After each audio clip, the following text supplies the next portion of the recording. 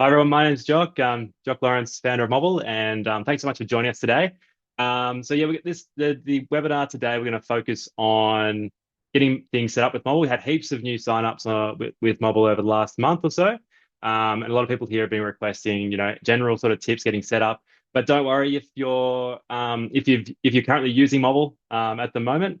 Um, yeah, it's still a good way to refresh and then also work out how to best set up your property going forward because there's always a few little tidbits around classes and types and setting up things where you can sort of rejig things even if using Mobile already. So we're going to focus on that initial setup, but then we're also going to mention lots of new features and then open up the Q&A. And that Q&A, a bunch of questions that have come through already, but that Q&A will be very open.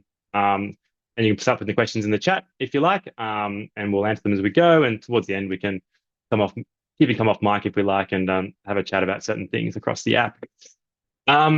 Nice. So Mobile was founded on my parents on a family farm. We farm sheep and cattle in north central Victoria. And yeah, it was a way to try and centralize all this farm and livestock information out of Dad's head in somewhere that was more centralized. And my brothers were coming home at the time. We needed a central place out of Dad's head, out of not on these backs of notepads and stuff like that, and in a central place. So that was sort of the idea. Um, it's very humble beginnings, and it's come a long way since then. So, founded by farmers for farmers, we're now across 3,500 farms globally, or farmers globally use Mobble, helping manage 21 million acres and around 13 million stock units across around 4 continents. But majority of people are in Australia and New Zealand, and but we do have sort of growing markets elsewhere as well. I know there's some people on the call from all around the world, so welcome. What is Mobile?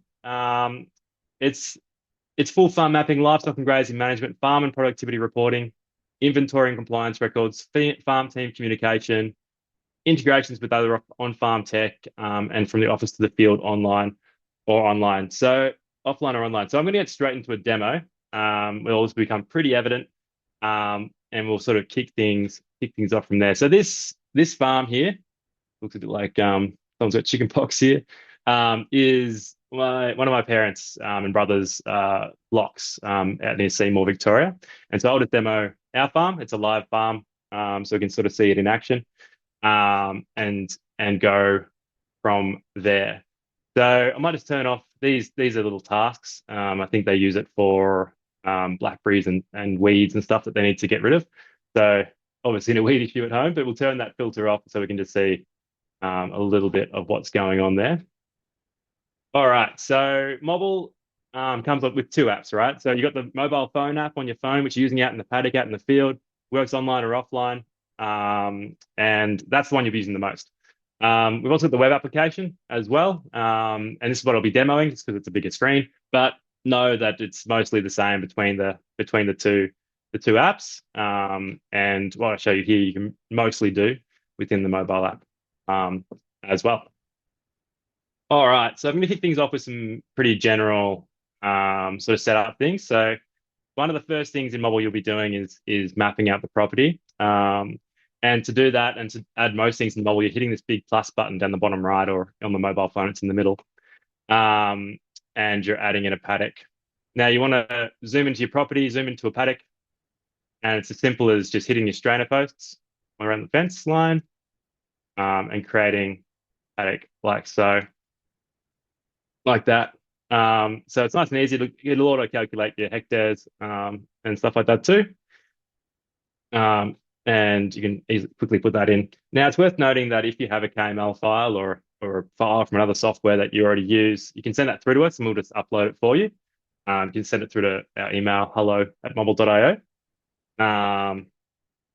Yeah, so we just add this one in. I'll delete this, but from this farm, it is a live farm.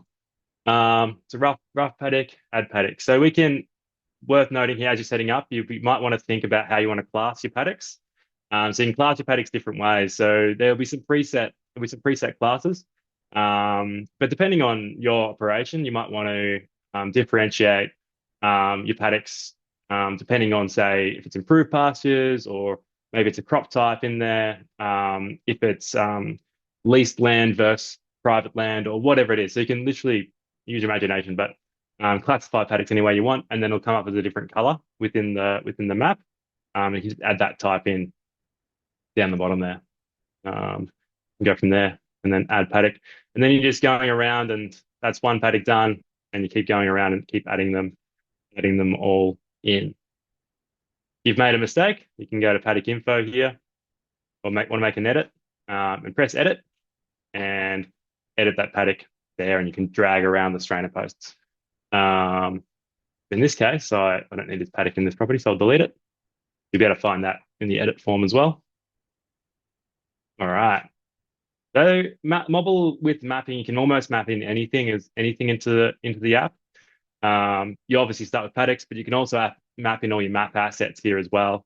So mapping in as a map asset, you can add in bore locations, nearly anything. You also have these other points or other lines which you can use as anything. But yeah, lots of people will map in pipelines so they know where the pipelines are and stuff like that. The map will start looking pretty messy after a while once you put it all in. But you got this filter here where you can turn things on and off, like these tasks, for example, which are everywhere there.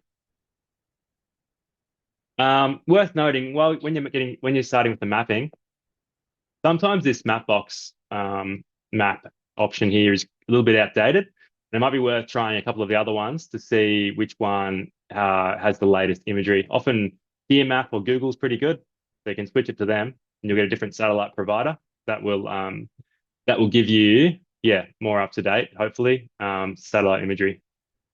So yeah, I can see we've got some wind farm up there, and you can see that the roads are in this one. So this is more up to date for us. Yeah, and as with adding in map assets, you can add in geolocated tasks, as you can see my family has done there. Feel free to ask any questions around mapping as we go. Yes, and you can also export your map into KML or just screenshot the map and print it out. There is a question from Scott in Tassie. He wants to know, how Yeah, do you draw a paddock within a paddock, e.g., a shelter belt? yeah, good question. There's no easy way to do that. You can just overlay it. So you could have like a paddock on top of a paddock, this. And what I'd recommend doing is once you do that one, it's 1.2 hectares. And what I'd recommend doing is changing the grazable area of this paddock. So if you got a hole in a paddock, which I think basically what you're saying, you got a hole in the paddock with a shelter belt, you can change paddock info, edit. You actually change the grazable area here. So the calculations around stocking rates over time and stuff are all more accurate. So you can reduce that down to say whatever the distance was or whatever the hectareage was to 40 or 39.8, I think it was calculating to. Yeah, so that's how I would do that. Yeah, hope that helps. Scott, yeah, thanks for joining. Had a lot of Tassie signups recently, which has been great. Yeah, so welcome, Scott. Um, nice. All right, so there's a good start. So we talked about mapping, and next thing we'll be doing is adding in your livestock. Before we add in our livestock, sometimes it's good to review, and you can do this. You can review all the custom classes, types, and tags. They go into settings, classes, types, and tags. And if you're a cattle breeder, you can come in here, and you can delete all the breeds you don't use. So we pre-fill a bunch of cattle breeds that potentially you'll use, but like you won't need all of them. You might only need two or three. So sometimes it's good to clean them all out, so you don't have to see those breeds you don't use. Like Jersey for us, we're not in the dairy game, so we can delete that one, and then adding in extra ones, so ones that don't exist, or you got some sort of cross there that you want to add in as its own type. Now you can add these in as you're adding the mobs in, and add your own custom breeds and stuff like that here too. But yeah, this is sort of like a central place where you can manage it all. Same with genders as well. If you want to add in an extra gender there for a different classification, you can do that too. But the way that we like people to name their mobs is through classes. So if you've um, got, I'll give some better options in the sheep section. Yeah, so if you've got a top line of firsts and a bottom line of seconds or whatever you like to call them, you can add these classes in. Um, and that's a way of sort of yeah differentiating a mob from another. Um, and you can see here we've got things like singles and twins for pregnancy scanning, stuff like that too. The beauty of the classes is we're literally taking a snapshot of the property every single day, um, and we'll get a report of those classes over time. So if I select better option, again, select a mob with a class on it, hopefully, soon.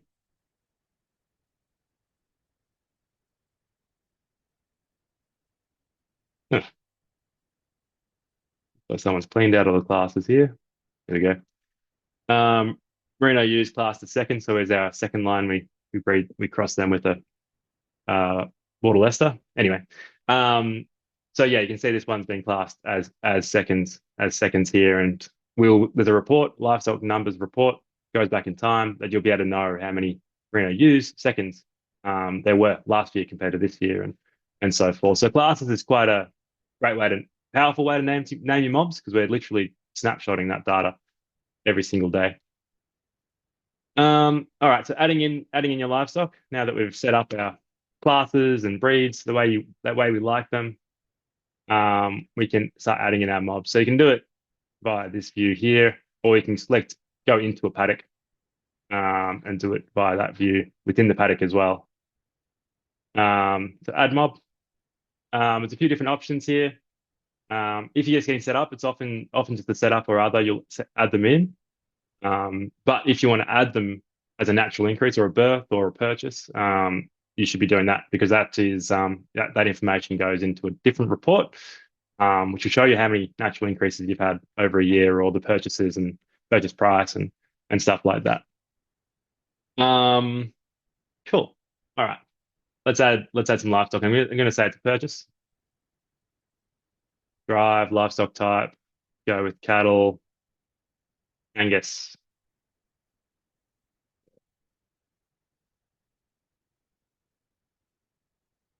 You can add a class. Maybe they'll cross with the bull Bath. That's one of our bulls. 20. All right. So then this is a purchase. So I'm adding in purchase price and stuff like that too. Um, Prices are pretty good at the moment. And this is a new feature here. You can also add in a file. So this is really good if you want to add in your MVDs, your sales invoice, kill sheet, whatever it is. Well, for purchases, it won't be that, but whatever it is, you can add that file into there by selecting that.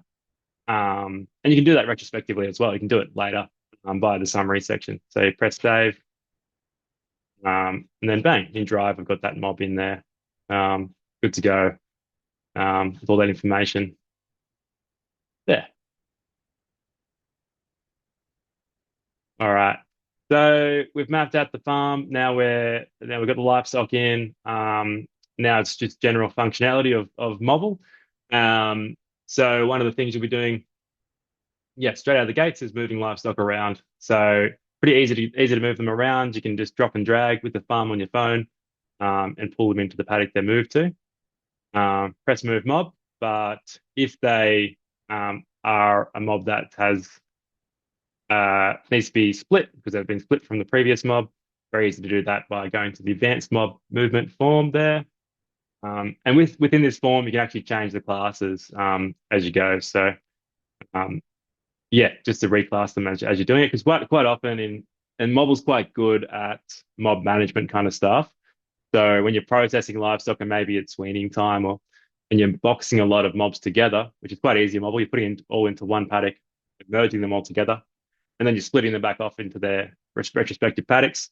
Um, that's really easy to do in this, and you can reclass them as you go. So it might be a different weight class that you're putting them out into, or top line or bottom line, or whatever it is. So that's quite easy to manage, and yeah, and it sort of and it works like that.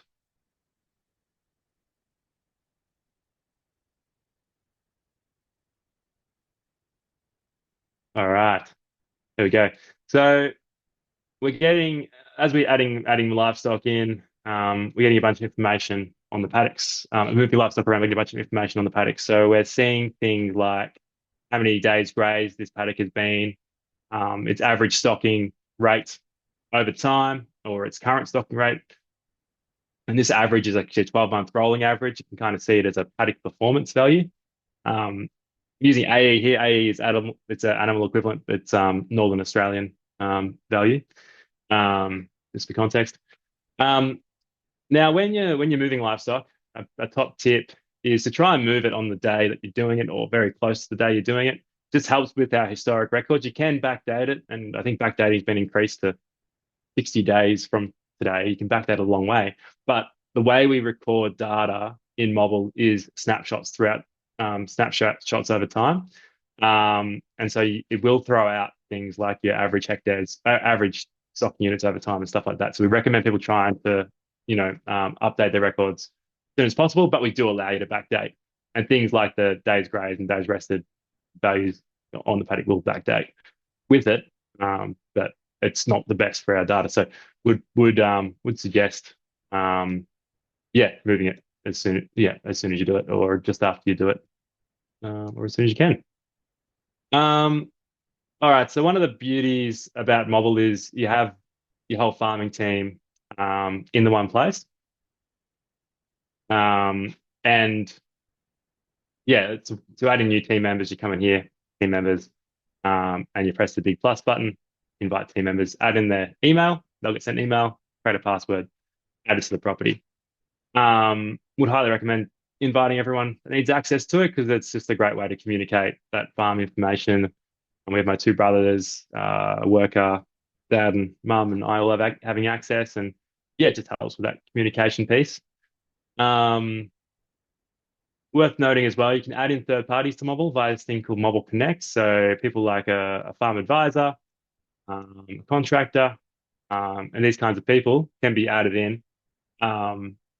Mobile as well. And they get a different kind of view. So, for example, a contractor only gets access to the map and no sensitive reports. You can't make edits and stuff like that. So the contract is quite good. Farm advisor is a good one too. If you've got a agronomist or a farm advisor that helps regularly, they will have access to the entire property, but they just won't be able to make any edits and stuff like that. So just have a different they get a different view kind of, and a different permissions within the app. So worth having a look at that and seeing who else you want to add. Mobile. Um, all right. So yeah, so you've been using Mobile for a little while now. You've been moving stock around. If you come to a yeah, it's time to, say drench some cattle or something like that. So let's just touch on treatments. Um, So you can do treatments on a paddock, like fertilizer, or you can do treatments on livestock, which would be like a drench. Pretty simple. You're selecting livestock that this is happening to, um, adding a mob action here. Um, and you can select multiple mobs at the same time, so you don't have to do it again and again. That's just a quick note. And there's other ways to quickly select a bunch of different mobs, but you can do it within the form if you like. Um, Action type, French or something like that, and adding product. And we have an inventory we can add products from. Um, this is a shared inventory. This is like a inventory in Brantwood, which is another property. You can share inventory between properties, just as a note. Yeah, and selecting your product onto that. I won't use it today just because I don't want to wreck the records. But you apply the action, and what will happen here is you'll add the product to it, you apply the action, and if it's in withhold, a red dot shows up on the livestock. And all those records, along with all the other records you're making, gets put into the summary section. And here's all our historic um, mob actions back forever. You can see this is a drench action on some sheep. Yeah, Jock, we've got a question from John, who I hope you've enjoyed your lunch, John. John's from Central Victoria, and his question is, he understands how to add files and images when creating a mob, but doesn't seem to have the option to add further files and images after creation. So not yep, sure if I can solve that one. yeah. So files and images across Mobble is very new thing. So any feedback is great. So we've just added the ability to add files and images to purchases and sales, mainly because you know invoices, MVDs, very important to track. Um, and we've also just done. So I'll come back to the question in a second. We've also just done the ability to. We'll turn tasks back on, add images and stuff to tasks as well. So I can add a task in here. Just a quick example. Add a task, select an image, um, fix gate, whatever it is, and add task. And so when someone opens that task, you can find it. Um, they'll get that image here, which they can pick up and get a bit more context with the task that they're doing. Um, Now, it's just the start of releasing images and files across the app. So we'll be releasing more places we can upload images and files, and we'll have a big summary section that you can manage a lot of your property or farm files. One thing we're working on at the moment is, I'll just delete this. One thing we're working on at the moment is putting files and images across on mob actions. So that thing I was showing you before, that mob action, there'll be a place where you can add a file to it. Um, so yeah, it could be a bunch of different things. But you can literally create any action type you like.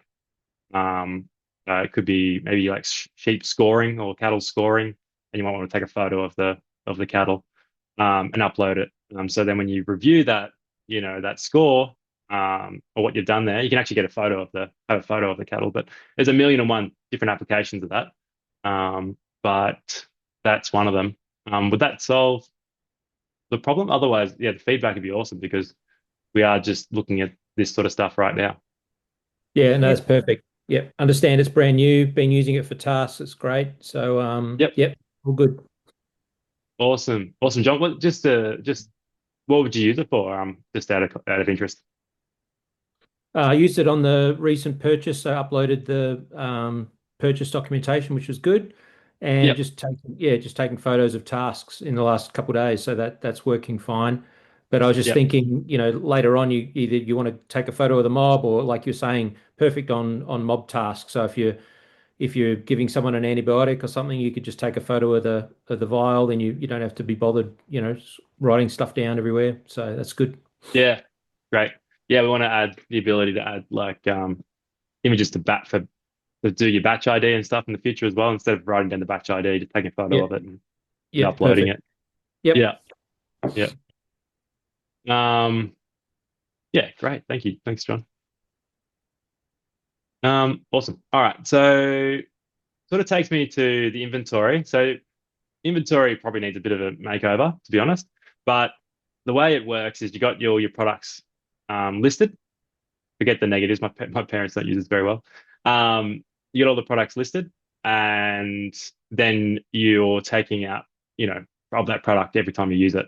Now this could be anything from animal health, like animal health chemicals, to things like feed grain and storage, like hay in the shed. So as you're feeding out hay, it's taking hay out of the shed and it's giving you a live inventory. Um, no, I'll view this 5 in 1. You can see the usage over time, so you can see how much you've used over a year. And within this product, what we're doing is we're adding batches. So you add a batch in, and that's where you're adding your batch ID and stuff like that there. So hopefully this gets a lot easier in the future. At the moment, it's pretty manual. But to be fully compliant, it's the best way to go. But if you want to shortcut it, you can do that as well. But just make sure you're putting the batch down somewhere as a photo or in the notes section as well. Yeah, nice.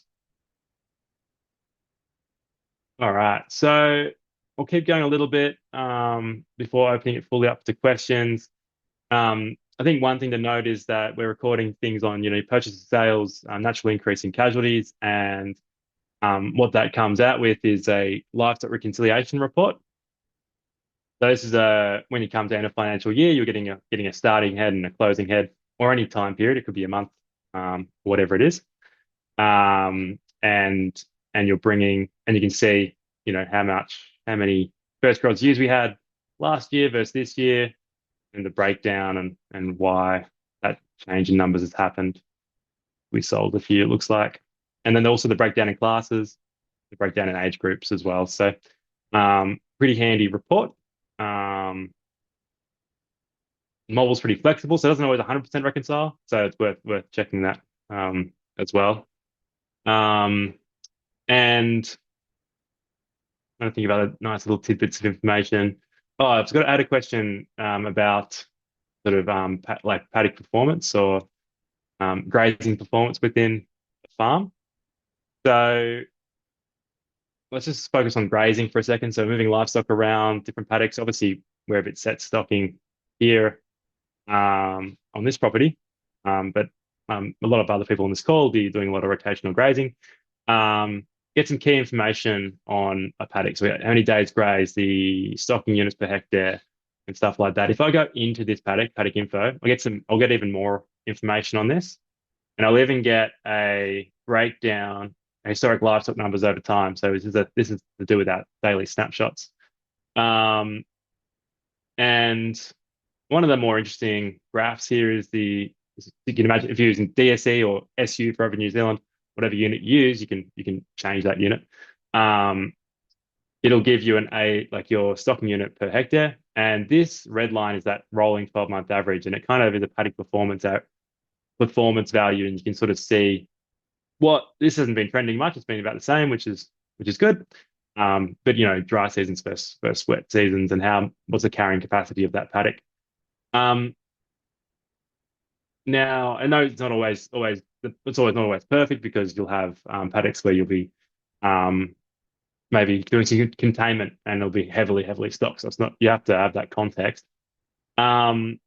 You can also come to the paddock list here, and a cool thing with the paddock list is you can order this by average A per hectare or any value. And you can see what are your highest performing paddocks versus your lowest performing paddocks, or which paddocks have had the most livestock on them per hectare over the last 12 months compared to others. So yeah, it's just interesting when you're planning for the next season or whatever it is. Yeah, it's worth noting that the paddock list and mob list is quite powerful. I'll just go to the mobile view. This is kind of what you see in the mobile. Much neater. But the filtering here and the sorting and the bulk sort of things you can do here is quite handy. So just a quick little tidbit of information. I can filter this down to see which paddocks have cattle in them, like so. I can make bulk changes to paddocks as well, bulk edit them to change all their paddock types if you've got a new. So these might have been all in for barley, I'm not sure, or improved pastures. And this will give you a total hectares here as well for that filter. You can filter it nearly any way you like. It's the same with a mob, which is mobbed as well, which is probably even more useful. Okay. But you can filter this down. I can go sheep, I can go merino, I can go a class of merino, maybe the seconds. Not a great example, it's only one. But you can imagine, having 3 or 4 mobs there, give you a quick summary of where they are, how much head they are, and stuff like that. Really quick access to that info. There. As well. And I think a good thing here is, like, if I go say use first cross, there's some bulk actions I can do here. So if I know, this is just a tidbit of information, people just getting started. if I know that, we've got the rams out in all the first cross years, and they are likely pregnant or something like that, I can do a bulk edit here, and I can change the stocking unit for these sheep in bulk at once. So maybe I've got it up to 0.15, or if it's DSE, maybe it's 1.5, or something like that. And maybe I want to change the class to like to pregnant or something like that as well. So it's a good way to do bulk actions because updating things individually can be slow. But just to note that it's really quick and easy to do bulk things. Also, if you're drenching all your first cross ewes or drenching all your cows, backlining all your cows or whatever it is in one go, you can also come to this mob list, select the mobs that you did, apply action, and then you've done one big action across all of them. So that's just a bit of a hack. I make it nice, make it a bit quicker. And we're always trying to make it, quicker and easier to use as well, because what we think is core to what makes Mobble Mobble. So yeah, so any sort of feedback on that sort of stuff is great. Now you get everything we talked about, and there's more. We're only just touching the surface, but it comes back into reports and summaries that you can export into spreadsheets or print them off. Obviously, have things like rainfall here. We've had a pretty wet November actually, which has been all right, but it was a bit late for us. And I think I've covered most of what I wanted to on sort of general setup and little tidbits of information. So I'm going to open it up to the questions and go from there. Actually, before we do that, I've got one little thing I want to show you. So we had a new release go out just last week it was an integration with FarmBot. So I can show you a bit of a sneak peek. So if you use FarmBot, now have a way to put their sensors on the map. So these are tank sensors, like a tank sensor of how full that tank is. So I can see it's 93% full if I click on it. Crop sensors to see if they're full or empty, all within Mobble. So you can get that information directly, which is pretty cool. And hopefully it's the start too. So if you guys use some other provider like Farmo or someone else, we're hoping to do more of these integrations in the next few months. So yeah, super excited to work with a bunch of IoT providers to bring more information within Mobble, so you don't have to. So when you're moving livestock around or you're doing stuff within the app, we can quickly check your tank or your trough and stuff like that too. So super excited about this. But if you guys use something else, let us know because be interested in integrating with as many providers as possible. Yeah. John has asked, I think that's regarding the FarmBot integration, whether it's updating in real time. It's about 15-minute intervals, isn't it? Yeah, I think it might be a bit less, might be an hour or so. We're dragging that information from FarmBot, and as long as their data is up to date, which hopefully it is, it should be with every hour updated. And this is mock data, so you'll end up with like a readings over time as well here, so you can see the change here. And there's a link back to the FarmBot app as well, just because they'll have more information that we can. Does that answer the question? Yeah, Yep. I think that's Perfect. Yep. This one will be a bit of a stretch, but I'll love to get the Optaway. I've got a Optaway scales. Yep. Be able to get the Optaway to know which paddock it's in, and kind of connect that to the mob would be awesome. Yeah. Yeah, John, we had a last month, we actually had a great webinar with Bill Mitchell, the founder of Optiway, as we're in sort of early stages of looking at integrating with Optiway, and they are now doing a sheep weighing unit as well, which is really exciting. So if you wanted to jump on and just have a look at our conversation, it's just on YouTube. We record all the previous webinars, so that might be something you'd like to look at, but stay tuned because we're going to scrape this out and see what we can do in 2026. Perfect. Yeah. Mark has a question, Jock. He wants to know, is there any way to track and record hay or grain production on a paddock? Yeah, it's a good question. I think I see Bill Mitchell on the call? Anyway, yeah, we're pretty excited with the Optiway integration to come. All right, cool. feed and grains on the app. So no easy way, to be honest. Like we specialize in the livestock side, and yeah, recording feed, um, or grain production within Mobble. Something we don't specialize in. You can record a paddock action, which is a similar to a mob action. You can select um, harvest or whatever it is, and you can note down, literally just note down what it was. That will be attached to the paddock forever. So yeah, 100 bales, whatever it is. Um, that'll be attached to the paddock forever. So you can go back to see that information really easy. It's just like a quick little summary of all your harvests, going back in time.